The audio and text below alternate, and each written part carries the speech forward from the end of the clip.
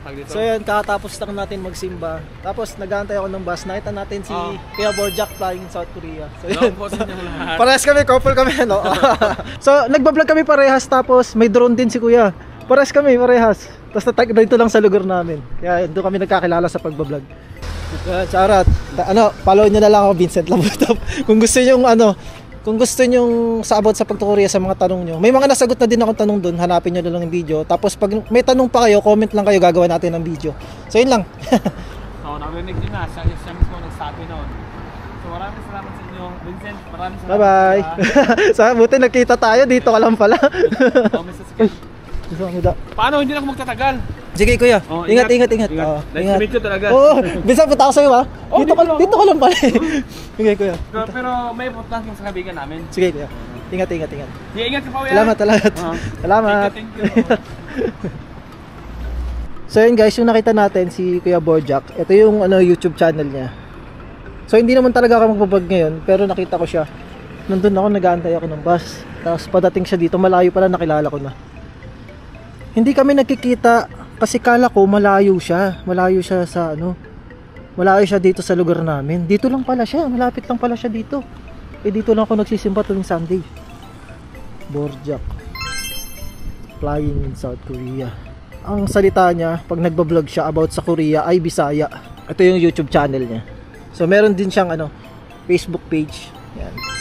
So mga sa Bisaya, yung mga nahihirapan sa Tagalog, tapos sa pag-a-apply, may mga tanong kayo sa pag-a-apply about dito sa Korea. Ayan, gumagawa rin siya ng mga videos. Ayun, maka-apply maghapon ko na preso man ko, pero 5 days lang ang kaso. Ang niya, maganda sa vlog niya, pang Bisaya, di ba? Kunyari gusto mo ng Bisaya. Maghatag po ka ng awareness po sa mga karaghanan. Ayan, yung nakita natin si Kuya Borjak. Matagal na rin yan dito. Sa mga susunod, pupunta tayo sa kanila. Punta tayo sa bahay nila. Yun, shoutout nga pala kay Kuya Borjak. At susunod, pupuntahan natin siya. So yun, bali nandito na ako. Malapit sa company namin at nangingisay na ako sa lamig. Grabe. So ang weather kanina parang 10. Tapos ngayon 7. Pero feeling ko parang negative 3, negative 4, ganun. Ang lamig. Tapos yung jacket ko pa ay manipis lang. So nung nakaraang vlog natin na yun, nasa labas tayo kumakain, nagpo-food trip kami dito sa labas ng company. Kala namin painit na ng painit, kumbaga hindi na ganun kalamigan. Tapos ngayon malamig na naman. Grabe, paiba-iba talaga dito sa Korea. Hindi mo mape-predict yung weather. Kumbaga feeling mo painit na siya, ganun. Hindi. Ay, gulat ka, kinabukasan malamig na naman. Tapos bukas hindi ganun kalamigan. Paiba-iba talaga. Kaya dito sa Korea, pag lumalabas kami, chine-check namin talaga sa weather kung kung gaano ba kalamig ngayon, para nakakapag-adjust kami ng susuotin namin. Para handa kami. Kasi pag di mo na-check yung weather, tapos lumabas ka, kala mo kaya mo yung lamig, mamaya-maya hindi mo na kaya kasi palamig ng palamig. Lalo kanina kasi umalis ako, 10 nga, kaya ng gantong suot. Kaya naman, nanginginig lang ako. Kaya, paggabi ng paggabi dito, hapon, paggabi ng paggabi, mas lalong lumalamig ng lumalamig. Kaya yun, hindi na kaya ng gantong jacket. Kumbaga kinakaya na lang natin kasi kanina pa tayo naglalakad. Nainitan na lang yung katawan natin, pero kanina grabe. Parang gusto kong pumasok sa establishment na mainit. Kaso no choice Naglalakad tayo, tsaka malapit na rin naman tayo. So yun lang, unpredictable yung weather dito sa Korea. Hindi pa rin talaga patapos ang winter. Kasi sa ibang lugar nag-i-snow pa nakaraan. Pero sa amin ulan. Ganun. Pag nag-i-snow pala dito sa Korea, hindi buong Korea. May part lang siya. Kunyari, sa ibang lugar na mas malamig doon mag-i-snow. Tapos minsan naman, sa amin naman nag-i-snow, sa kanila hindi. Iba-iba. Tapos may part naman sa Korea na hindi nag-i-snow. Parang sa Busan ata, hindi nag-i-snow. Basta may part by part din na lugar. Tapos may part naman na madalang lang mag-snow. May part naman na puro snow. Ganun. So yun, shoutout nga pala kay Richard Lance Flores. Yan, anyong. Mga kaibigan natin sa YouTube. Yan, oh. Sabi niya, para kayong artista sa akin kasi pinapanood lang naman kita sa YouTube.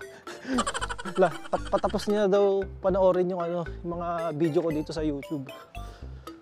Grabe, no? Parang ginawa niya atang episode yung sa Korean movie, mga ganun. Episode by episode. So sa mga nanonood sa akin, sa mga nanonood sa akin sa YouTube. So ganun, pag nandito kayo, document nyo rin yung sarili nyo. Para makikita nyo yung pagbabago nyo. Lalo no, mga unang dating kayo, patagal ng patagal. Ganun, di ba? Mapapanood nyo yung sarili nyo. Ganito na pala ako, dati ganito pala ako. Ganun ako eh.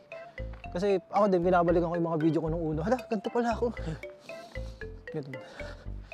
Wala, documentation. Tapos haluan nyo na rin ng motivation para sa mga aspirants. Diba? Ganun.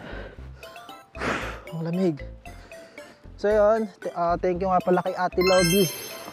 Yan, churchmate natin, si Sister Lobby Dobby. Binigyan tayo ng seaweeds. Yan. Sabi ko kasi, paborito ko to. Saan ba ako kumain ito? Basta kumain yata kami tapos may seaweed. Sabi ko, paborito ko po yan. Ayun yung pagkain namin sa company. Pag yan yung ito yung sabaw namin. Sabi ko, dami ko nakakain. So yan, binigyan niya ako. 2 pack. Papanoorin na lang natin sa YouTube kung paano lutuin. Diba? Seaweeds. Para siyang dried siya na seaweeds. Tapos ibababad mo pa siya muna sa tubig para maging malambot. Basta ang sarap na ito. Pag nandito na kayo sa Korea, makakatikim kayo dito kasi ito naman yung mga pagkain dito. Masasanay kayo sa mga ganitong pagkain. Ang masarap dito sa Korea, mga gulay. May iba kasi na hindi kumakain ng gulay. May iba naman na mahilig sa gulay. Ako, hindi ako mahilig sa gulay talaga. May mga gusto lang akong gulay. Pero pagdating dito sa Korea, masasanay ka na pag natikman mo yung mga gulay nila dito na healthy. Kasi makikita mo rin sa kanila. Makakumpara mo sila, healthy, wala silang mga tiyan. Ang lalakas kumilos, matatanda na malalakas pa sila. So dahil sa kinakain nila yun, kaya ikaw, mapapaano ka. Siyempre yun yung parang sikreto nila kaya sila malalakas eh. Ikaw kahit ayaw mo ng mga gulay, mapapakain ka. Kasi healthy talaga yung mga pagkain nila dito. Walang kung ano-ano mga seasoning. Minsan parang fresh pa eh. Bawang, fresh lang kakainin. Tapos yung mga sili, ganun, fresh. Tapos yung iba na parang mga onion leeks, parang lalagyan lang ng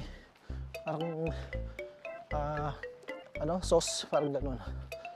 Parang samjang, parang puro ganun sila eh. Basta, sasarap ng gulay dito. Walang halong pampalasa. All stock yung lasa. Alam niyo yan? Parang, kung ano yung gulay na yun. Lalagyan lang ng sauce. Yun na yung lasa niya. Kaya masarap.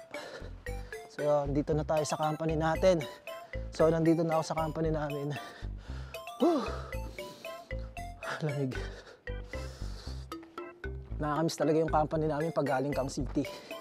Sa city, maraming kabahayan dito. Wala kaming kapitbahay. Puro company. Yan ang makikita mo pagka uwi. Diba? Sarap. So yan, dito na tayo.